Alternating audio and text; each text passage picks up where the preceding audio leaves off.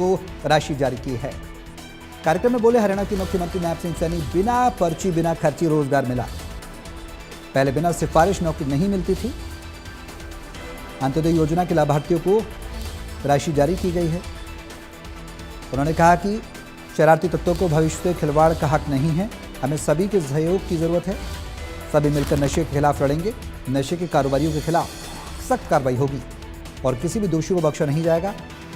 हमें अपनी पीढ़ी को बचाना है। अपने गांव को विकसित गांव बनाएं, गांव को नशा मुक्त बनाएं, युवाओं को खेलों के लिए प्रेरित करें। उन्होंने कहा कि नशे के कारोबारियों के खिलाफ सख्त कार्रवाई सरकार करेगी। गांव में स्वच्छता के लिए सेवा उपलब्ध कराएंगे।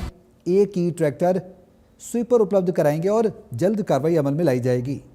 तो राज्य स्तरीय पंचायत समारोह पंचकूला में सीएम सैनी ने समारोह में शिरकत की और तमाम दिशा निर्देश दिए हैं। कई अहम बिंदुओं को उन्होंने छुआ है, कई मुद्दों को छुआ, जिसमें नशा एक बड़ा मुद्दा है, क्योंकि हरियाणा पंजाब का जो बॉर्डर है वो लगभग नशे की जद में एक चुनौतीपूर्ण स्थिति में रहता ही है।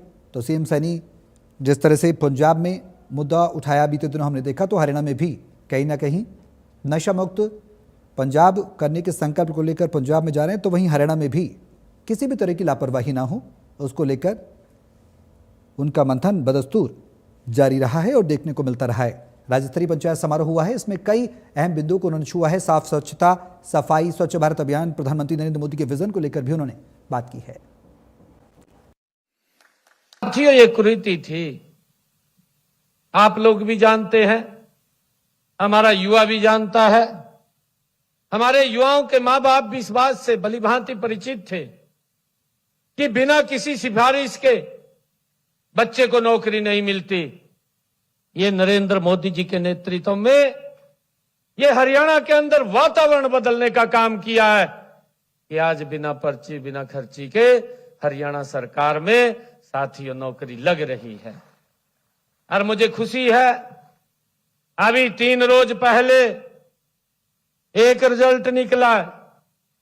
उस रिजल्ट के अंदर भी हरियाणा प्रदेश के 3007 बच्चे सेलेक्ट हुए हैं।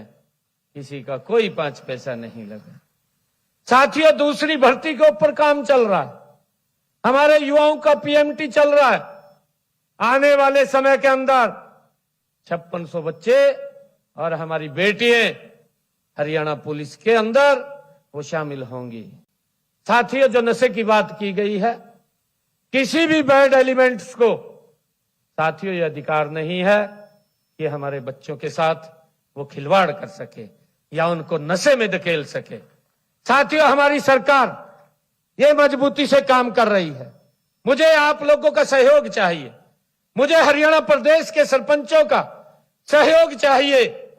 साथियों, मैं आपको विश्वास दिलाता हूं, नशे के कारोबार में शामिल कितना बड़ा व्यक्ति होगा, कितनी ऊंची पहुंच होगी, साथियों मट्टी में मिलाने का काम ये हरियाणा सरकार करेगी, आपके सहयोग से करेगी। किसी को साथियों बख्शेंगे नहीं। यह हमारी सरकार का देन है कि हमने नशे को समाप्त करना है। और साथियों, मैं ये भी कहना चाहता हूं, मुझे आपके सहयोग की इसलिए आवश्यकता है कि हमने ये भी कहा है, हमने एक मानस पोर्टल खोला है।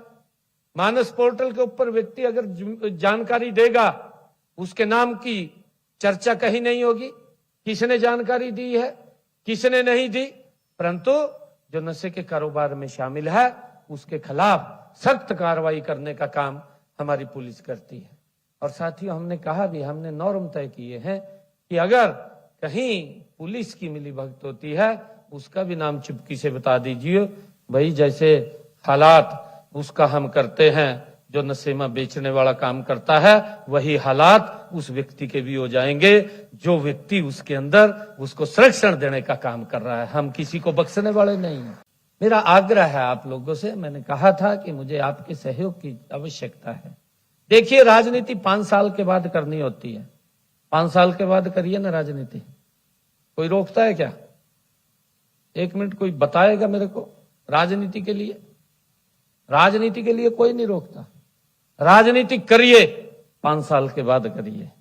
5 साल तक हमने अपने गांव को साथियों विकसित ग्राम बनाना है, इसके लिए काम करना है और यही मैं आप लोगों से आज अपील करने के लिए आया हूं।